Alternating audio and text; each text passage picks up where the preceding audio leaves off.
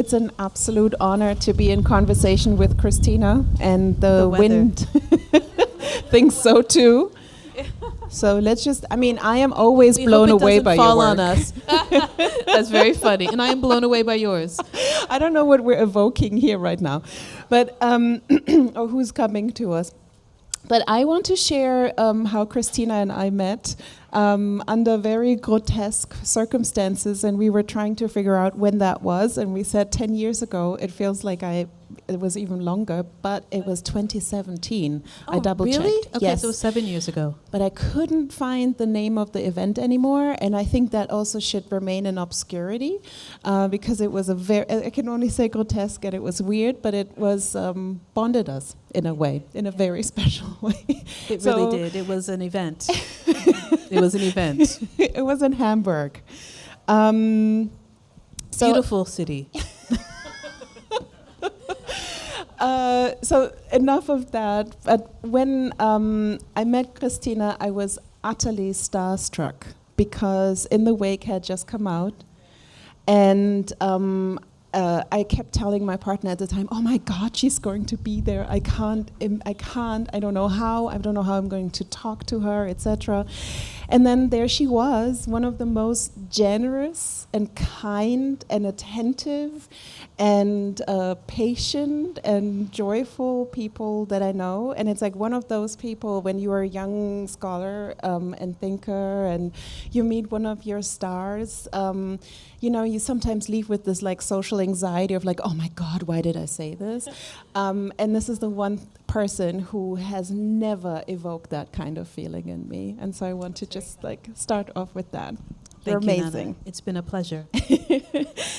So Christina Sharpe was born in Wayne, Pennsylvania, and is currently the Canada Research Chair in Black Studies and the Humanities at York University in Toronto.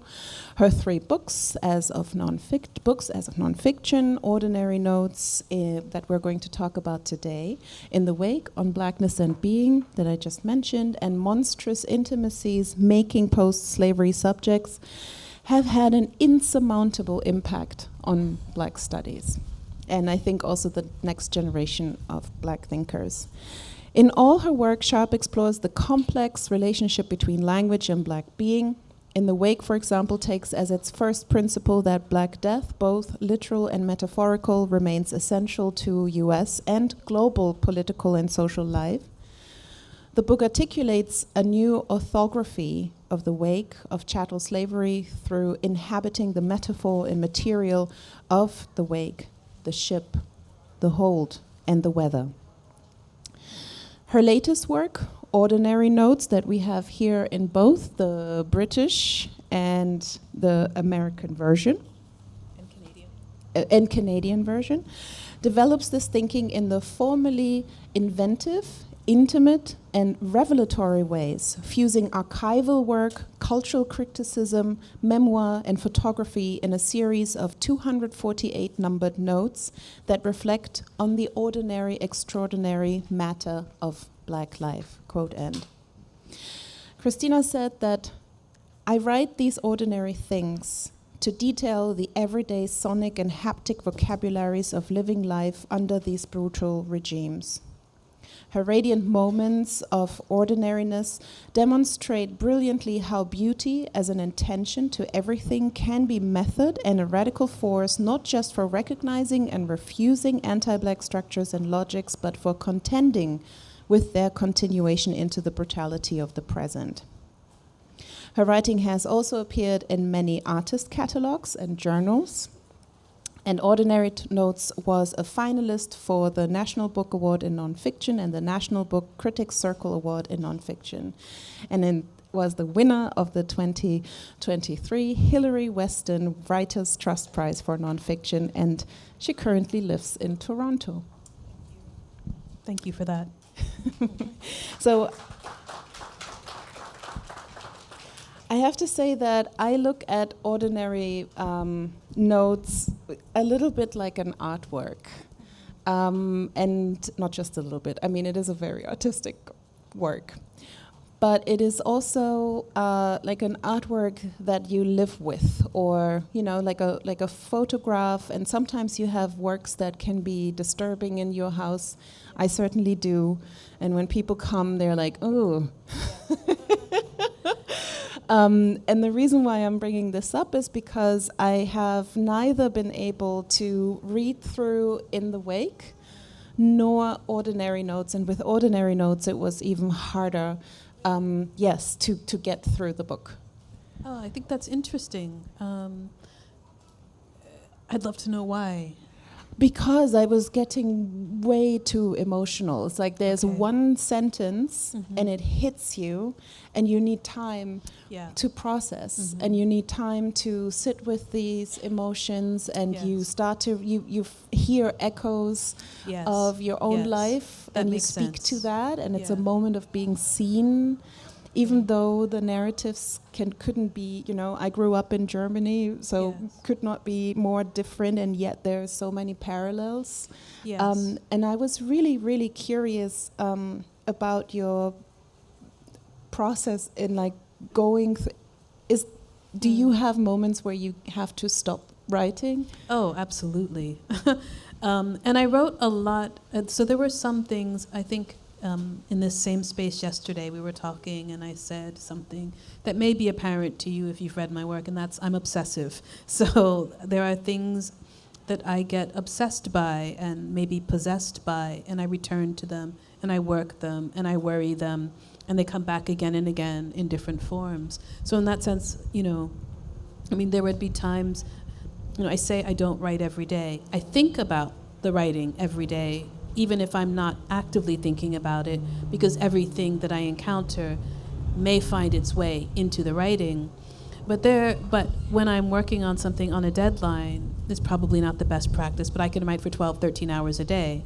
I might write one sentence that I'm happy with, but I can sit in front of the computer for that long. And there would be times, I remember certain times, and it was mostly during the time of the pandemic when everything was shut down. So I was teaching on Zoom. I was in my house all the time.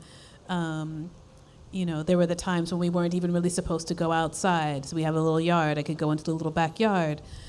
But there were times when my partner would walk into the room where I was writing, and I'd be like, I feel so... And she's like, oh, good. That means you're getting to the good stuff. Like, keep going, keep going. I was like, but I just... it was really hard, and I feel like that's part of the structure of the text. It's not the hardness, but the space, I hope, allows for some space. And one more thing I'll say about that, it's been 3 years since I finished writing the book.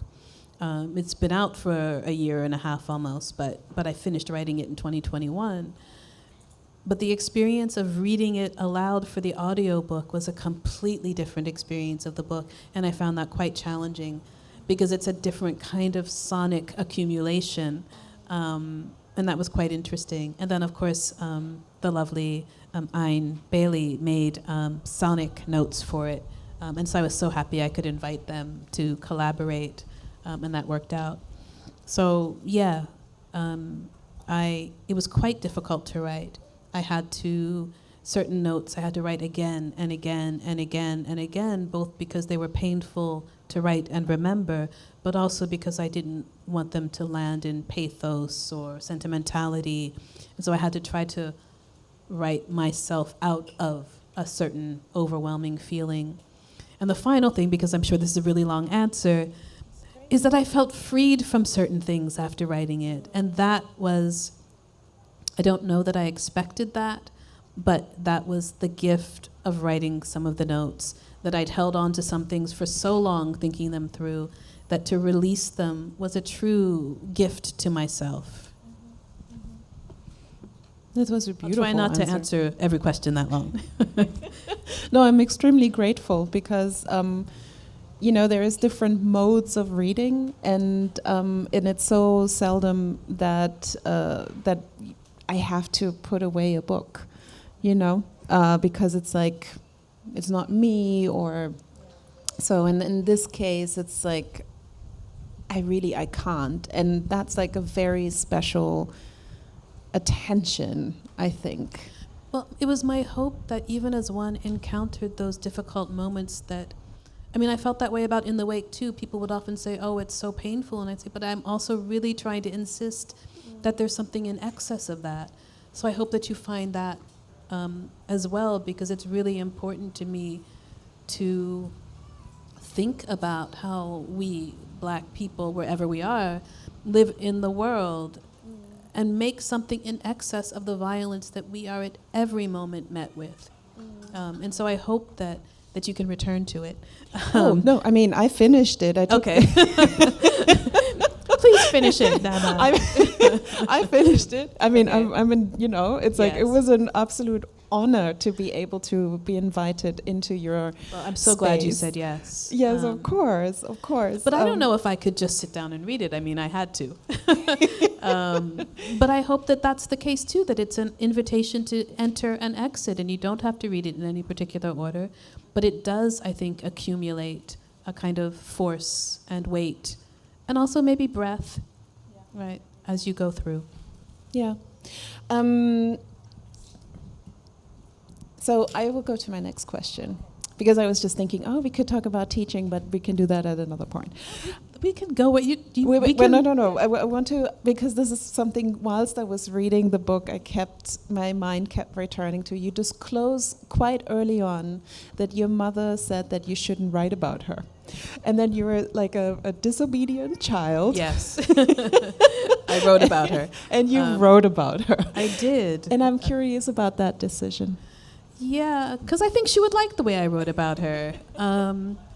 Well, it's funny because as my mother was dying, I was, at some point I was trying to do this website, which I never really did, and I was trying to show it to her, but at that point she was really sick, and she's like, I don't understand what my picture is doing there. Like, what is doing? And but my mother also had a very good sense of humor, and told amazing stories. So, I think I say here that my mother and I was always her receptive audience to the stories that she told about growing up in the Depression and her particular quite hard life as a young person and as an adult. And I think I tried to attend to my mother's life with care and not reveal many things that she would not want revealed, but to think about what I learned from her about how to make a way in a deeply anti-Black, structurally violent world. And maybe that leads to the question about beauty, because beauty every day, and my mother's attention to beauty and to growing things. We had a flower garden, we had a vegetable garden. We had no money. I mean, a point at which you have a $6,000 water bill because you can't afford to call a plumber to get the water turned off and get the leak fixed. How do you live in the midst of that and try to make some place where your eyes can alight and be delighted and not just depressed? So I learned a lot from my mother about how to make spaces where you can live. I mean, you just mentioned that, there were things that you revealed and things that you didn't reveal. And in the wake, you talk a lot about Black redaction. And I felt like now we're seeing this in full practice. There's some names redacted. There is names that are spelled out. There is sometimes just the first letter of a person. Then there is stories there that one knows are there that are not there. Yes, there are redacted names, but if you know, you know. Of course. I mean, I was like, who does she mean? But something like the deconstructionist. But there is something else that I thought was so utterly gorgeous, is that on the one hand you talk a lot about inherited trauma, right? That's the inheritance of a history, the presence of the weather, the presence of anti-Blackness, etc. But then in tending to your mother, I think what we're also able to witness is the inheritance of her care in you, and kind of giving that back to her. And that was so beautiful to witness. And I think those were also moments where I just had to stop. I was like, you know. Thank you. I mean, and again, I think, I know that wasn't so much a question, but I really appreciate your reading and your attention. I mean, you're such a brilliant scholar and teacher and curator, and so I'm so happy to be in conversation with you. And I think often we talk about inheritance of trauma, and I think that's true, but I also think about we inherit and we live in the structures of violence. And so what might it be to live in the kind of structures of care? And so I don't always succeed, and my mother and I didn't have a perfect relationship at all, but I really saw the kinds of structures she attempted to put in place to both allow herself to survive and her children. Yeah. So I'm glad that you can see that. Yeah, I mean, particularly as like a person who has fairly recently become a mother, right? And thinking a lot about what can I give my black child in this world to survive, to feel seen, to feel cared for, and all of that work is in this book and the way how you describe her, or even in the objects that she created for you. Thank you. But this, the presence of your mother, of course, you also mentioned there's one note that says this is a love letter to your mother towards the end. And when I already shared with you, when I was like, before you show the image of your mother, there was like this feeling of like, this is very reminiscent of like Roland Barthes' Camera Lucida. And then you come with the image, and you come with Lucida, and you come with the rereading. And it is a kind of an insight for me into you talking about the punctum and really engaging with visual culture in a fabulously interesting way.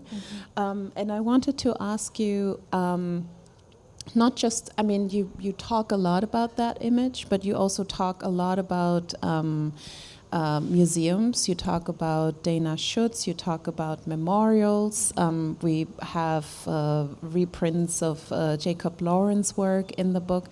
And that whole image world, how you engage with that. I'm extremely curious if you can share a little bit more about the way how you, I mean, you do it in the book, but also there's so much art. Yeah, there's a lot of art in the book. Should I read a note? Yes, please. Yes. Maybe. Yes. You said that about the Jacob Lawrence, and so part of it are my obsessions. So maybe I'll read the Jacob Lawrence Leon Golub note, simply because I was obsessed with. I think it's 42. I think it's 42. I don't use. I remember some numbers. Okay. You probably can't see it, but I'll hold it up for a second.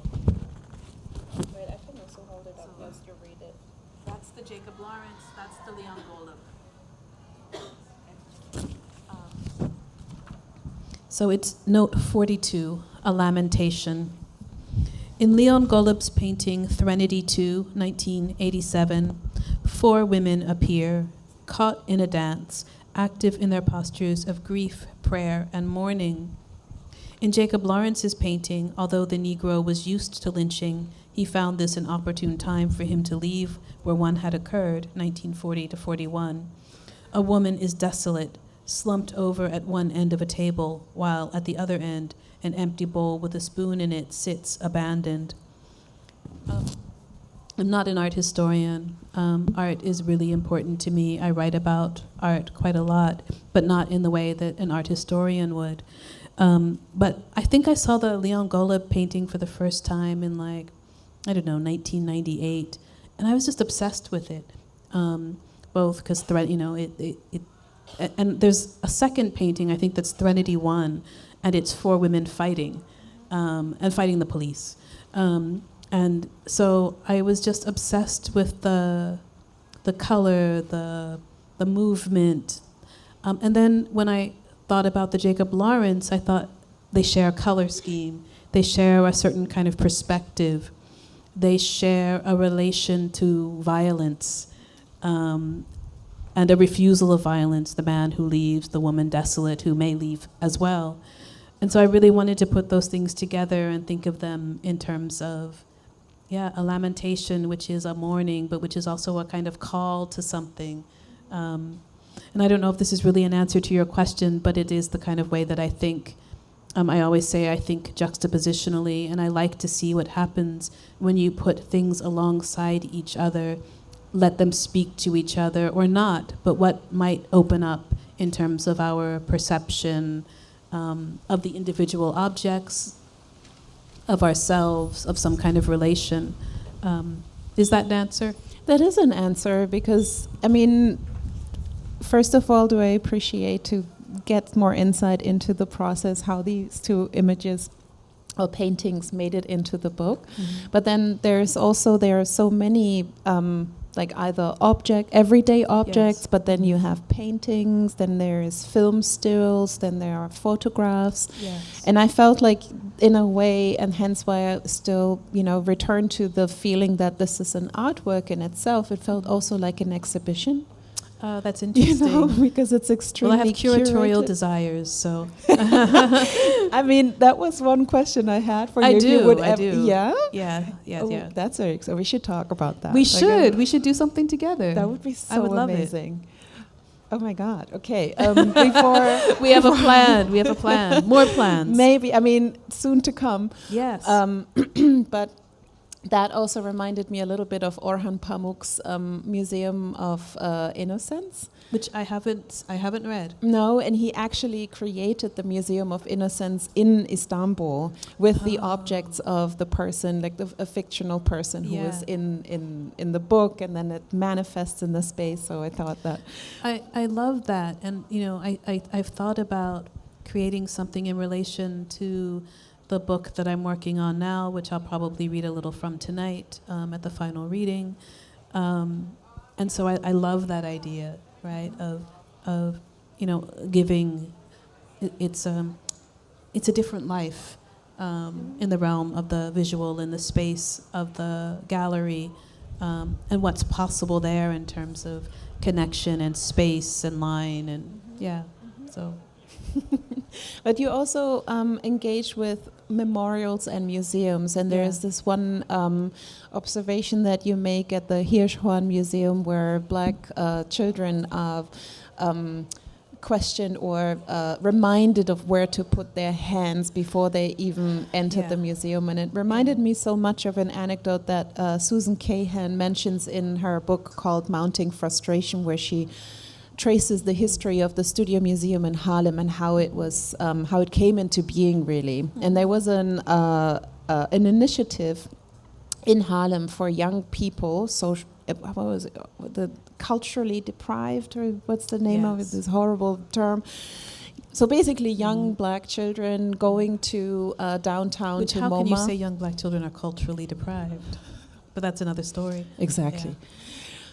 They're going to, and they're shipped to MoMA as if there is no Black galleries in Harlem in the 1960s, right? Yes. And then they are refused even entrance in the 60s. And I felt reminded of that anecdote or that note when I read about you and the observation around these young people's hands. Yeah, and it's a note, and it is a story that was told to me by a young Black man who I met, who was finishing his PhD, I think at University of Maryland, and he used to work as a middle school teacher, and he and his colleagues were taking a group of Black students to a museum, and they were told to tell the students ahead of time, hands on your head, hands in your pockets, hands clasped, but your hands all could not just be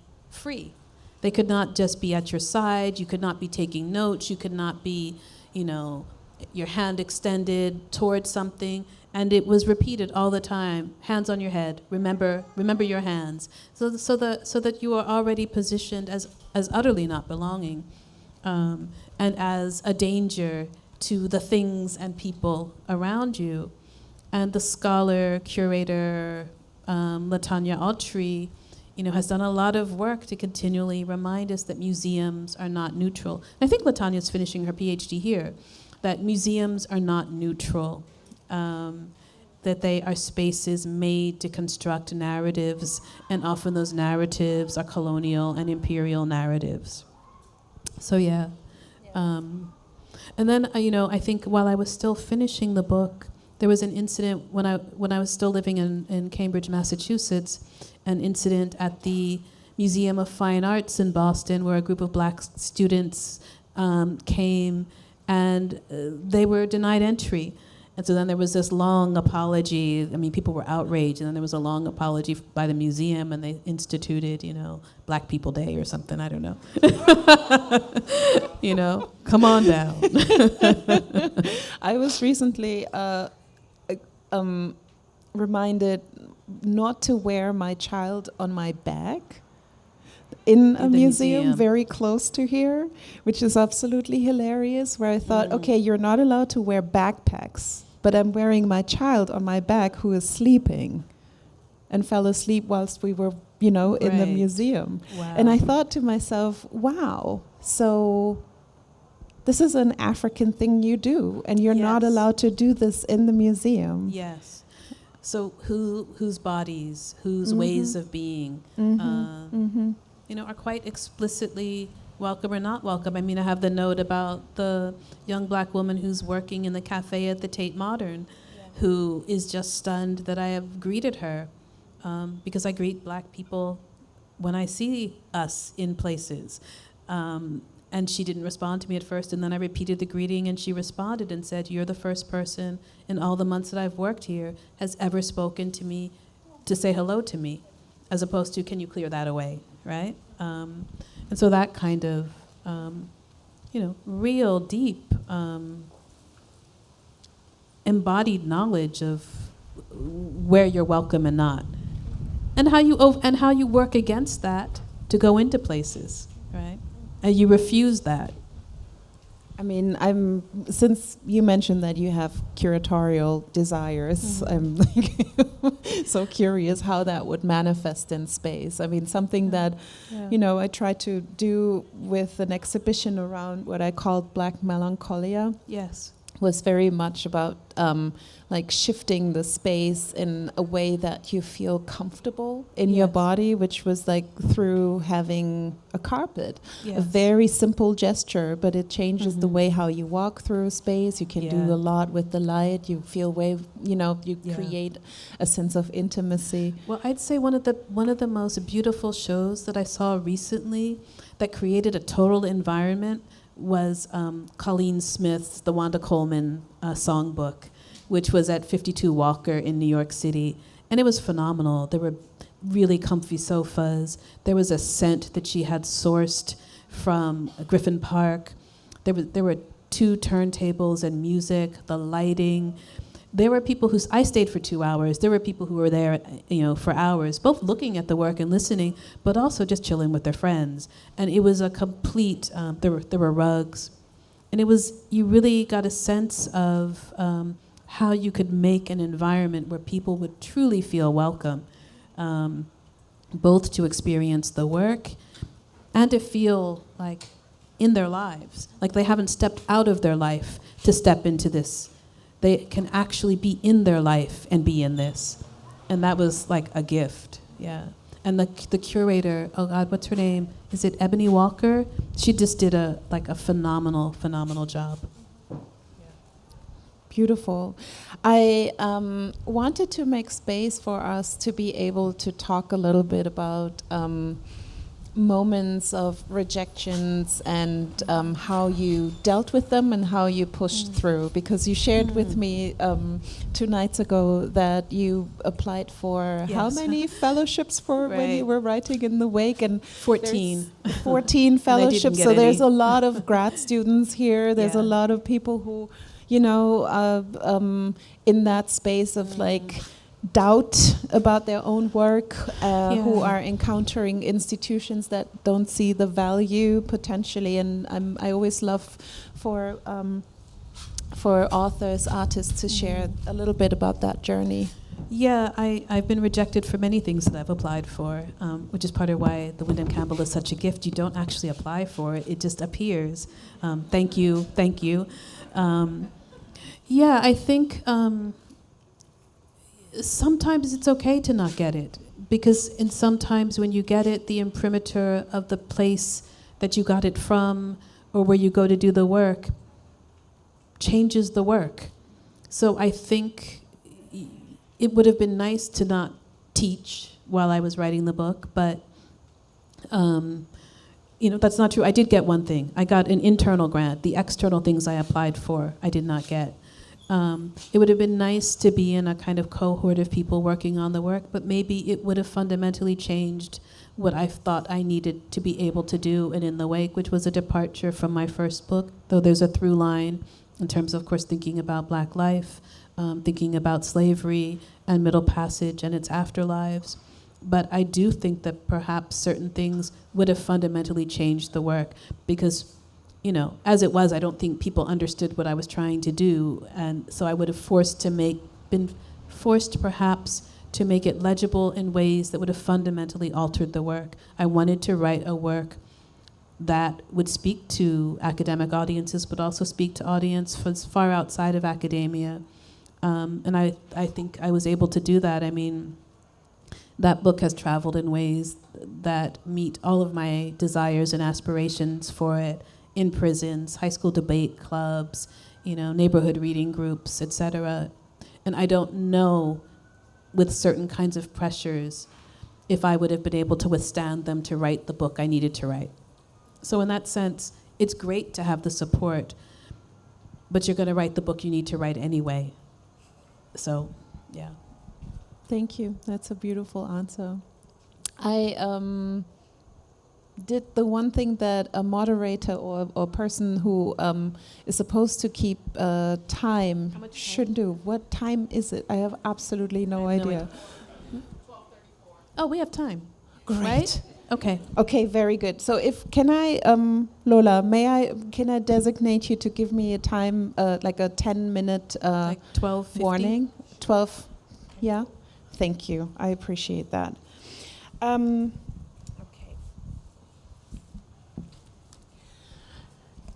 So, I mentioned earlier a little bit about teaching, and usually when you write a book, you also teach with the book or from the book, and how are you teaching with ordinary notes? That's an interesting question. That's a really interesting question. I think how I'm teaching with ordinary notes is that it has changed some of the assignments that I give, right? So that, so there's a section of ordinary notes, I think it's section 6, and it's preliminary entries toward a dictionary of untranslatable Blackness. And I invited a group of colleagues, people whose work I admire, friends, to contribute a definition of a word defined from Black. I said it doesn't have to be long, but to choose a word. So people chose there's one, life, which I asked 18 people to give me a sentence. So like John Keane, Kinesia Luprin, Dion Brand, Kevin Adonis Brown, a whole bunch, Ashante Reese, Savannah Shange, a whole bunch of people.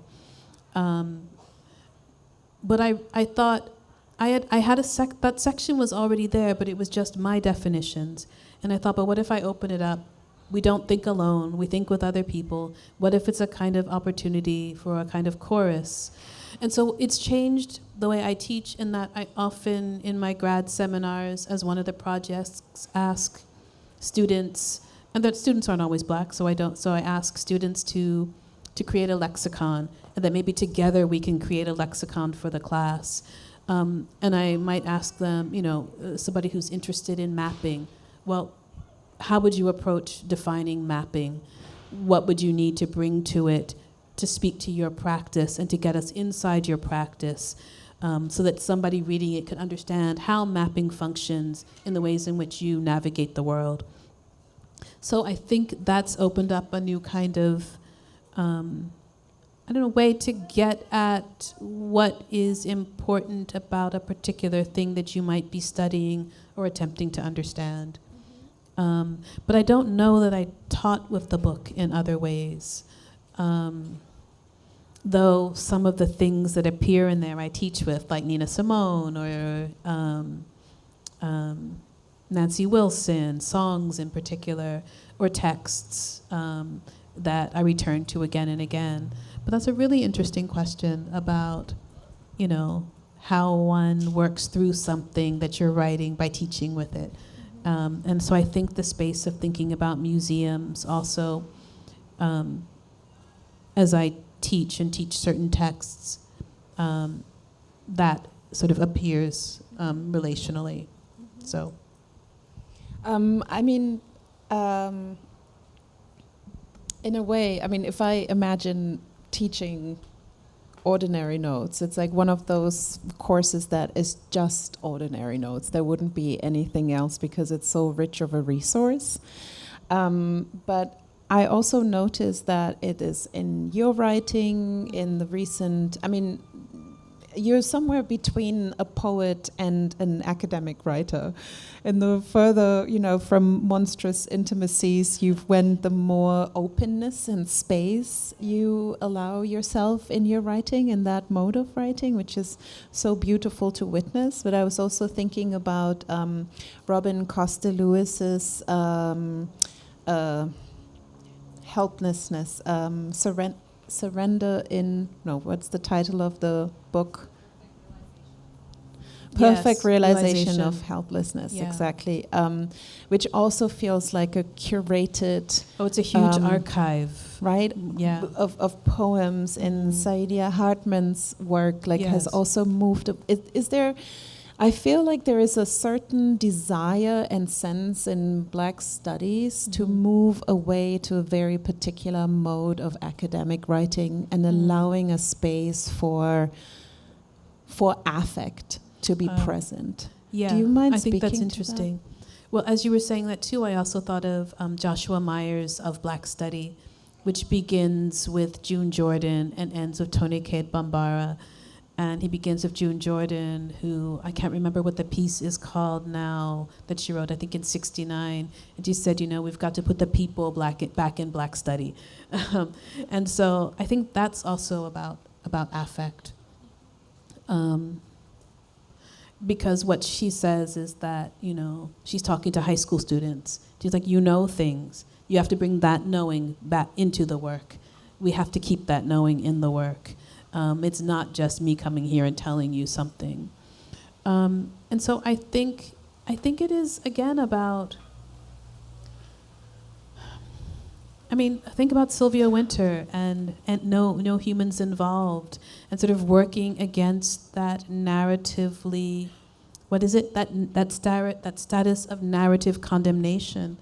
I think to bring all of us to the page is to work against that kind of narrative condemnation that's reproduced in these places where we teach, where we are right now.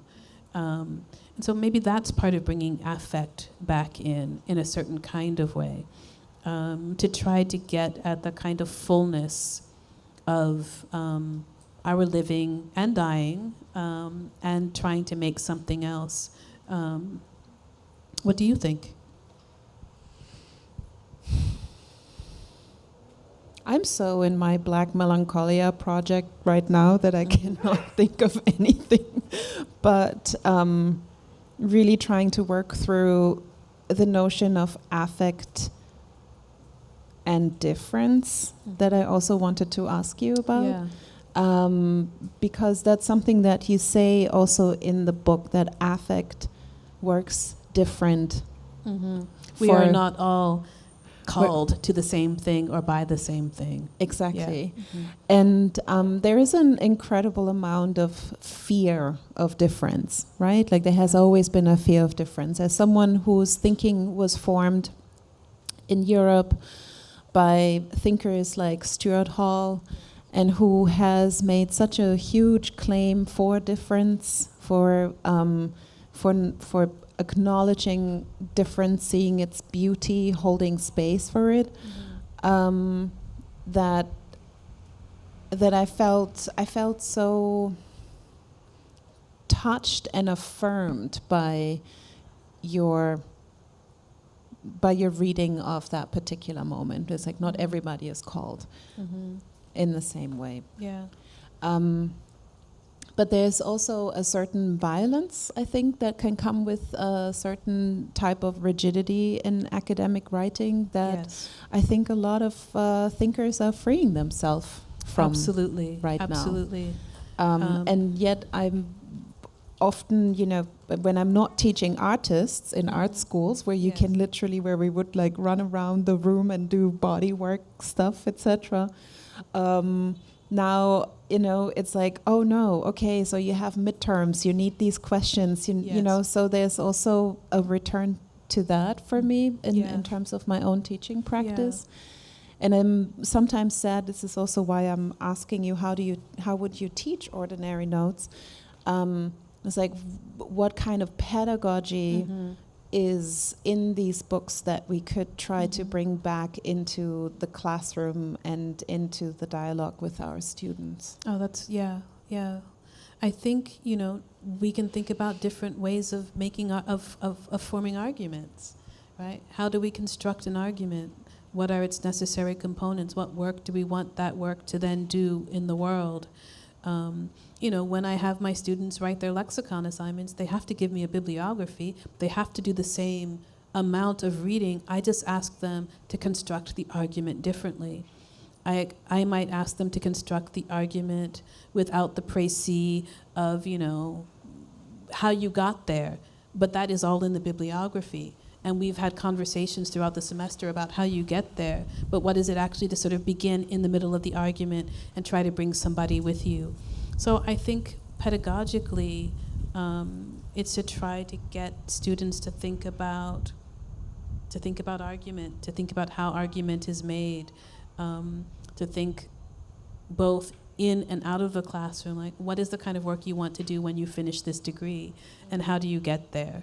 And that, there are a series of kinds of arguments and exercises and things. So, we might also do a mapping exercise, which I got from Kigoro Masharia, which is, pick 10 years of a journal, trace an idea, and see how it emerges, why it emerges, when it emerges, et cetera. Or if it doesn't emerge, why is that?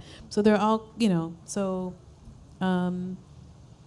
some people have told me how they're teaching with ordinary notes, and I find that fascinating. I don't really teach my own work, so some people do, but I have never quite gotten comfortable with that. There's also a certain point where you can take the liberty to write in a way that I don't want it to fall on us. Oh, Q&A. Oh no. Okay, one last thing, because there is that moment where you can write the way how you want to write once you're in the academy, right? Yes. And to answer my own question in a way, I think it's interesting that so much of Black studies is actually coming out of poetry.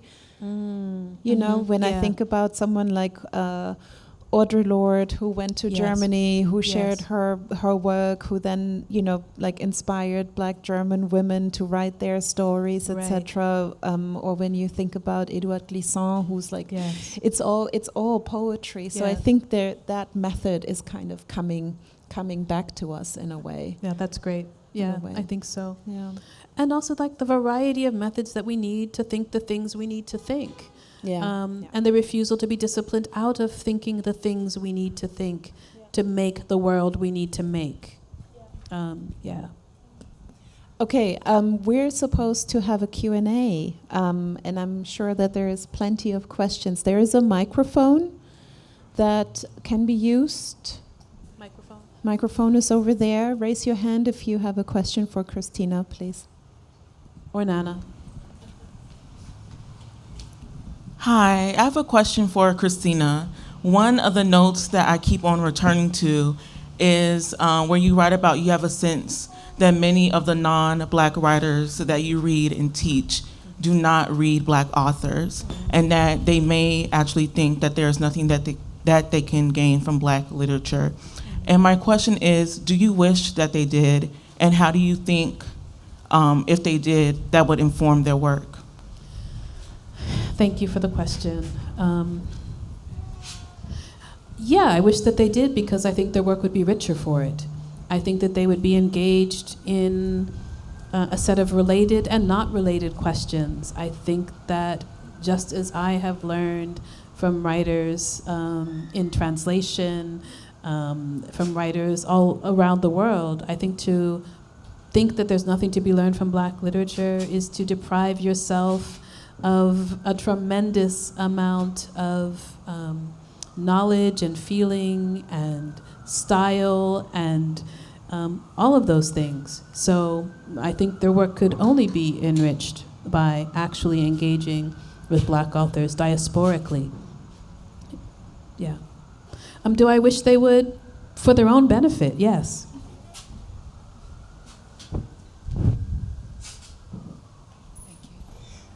Thank you. This was an amazing conversation. This question is for Christina. I actually have two, but you can pick whichever one you want to answer. Okay.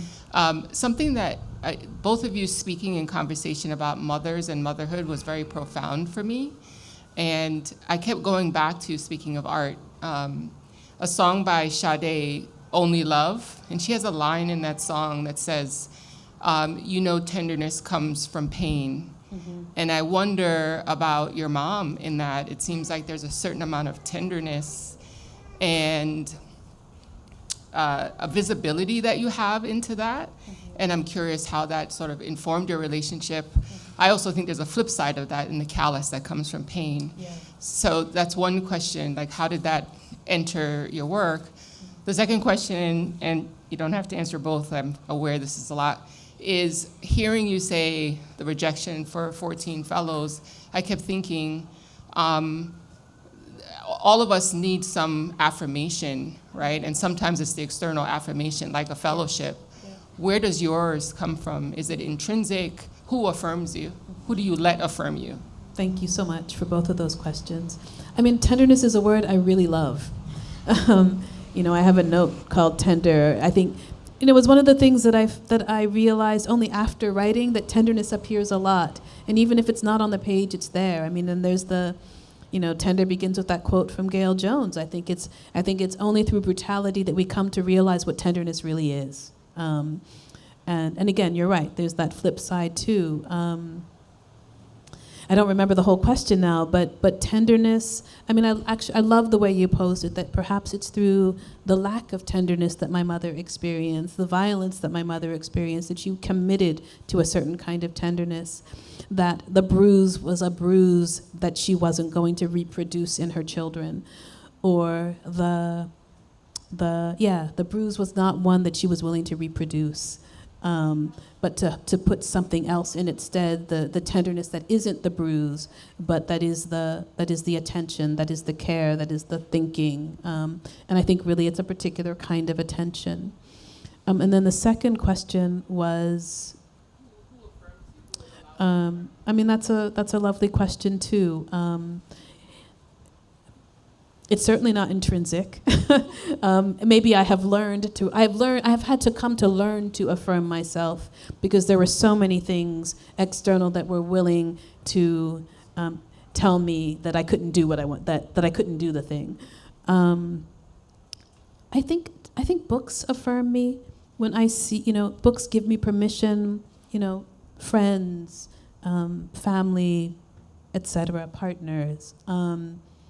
I think that the affirmation, the affirming, also I think first really came to me through books that gave me the permission to do something different formally. You know, I think I can think 4 books immediately.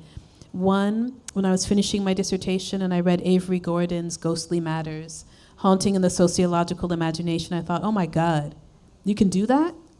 I want to do that. Another one was A Map to the Door of No Return. Another one is John Keane's Annotations. And then an early one when I had just graduated from college and I read Adrienne Kennedy's The People Who Led to My Plays. And I held on to that thought for so many years and thought, like, I want to do something like that. So that kind of affirming both of experience in those texts and knowledge in those texts, but also the kind of invitation to formal inventiveness. So.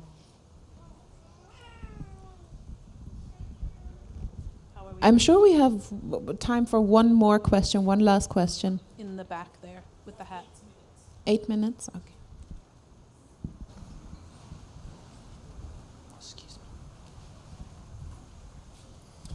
Thank you again so much for the presentation. It's a beautiful conversation.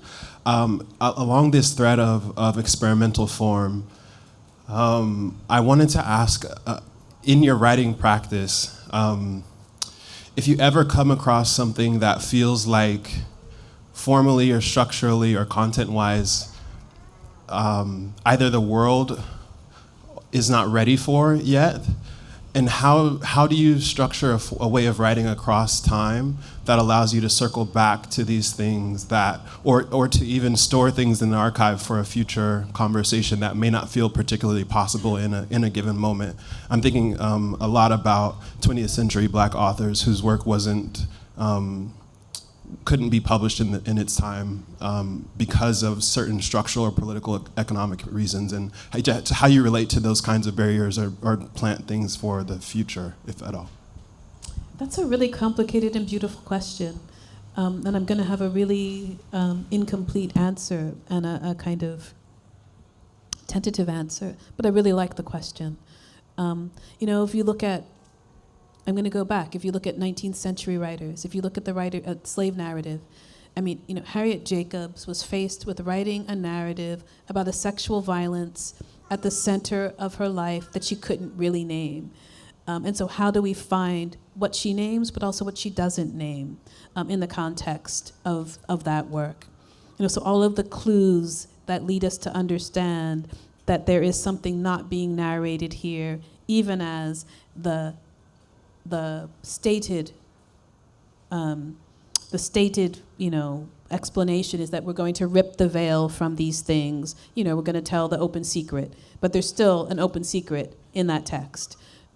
So I think similarly, it's a complicated question. So I think maybe we write the thing that the world's not ready for in the hopes that that at some point the world will be ready for it. But also maybe we write the book that we're able to write at the time, and maybe we can come back and go the next step with the next book, but maybe it's like passing the baton to somebody else to pick it up. So it's a sort of partial answer to a really complicated and quite beautiful question. So thank you. I know there was one more question over here, if there's time. Right here.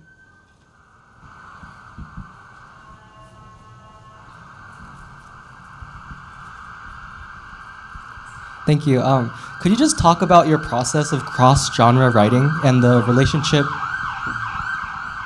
Sorry, I'll repeat it.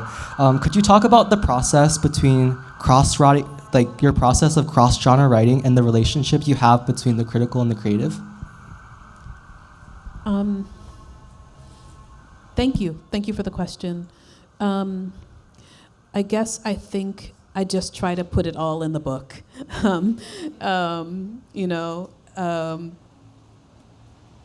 Everything obviously doesn't go into the book, but to try, somebody asked me once, this is a roundabout way to answer your question, why 248 notes? And I'm like, well, there could be more.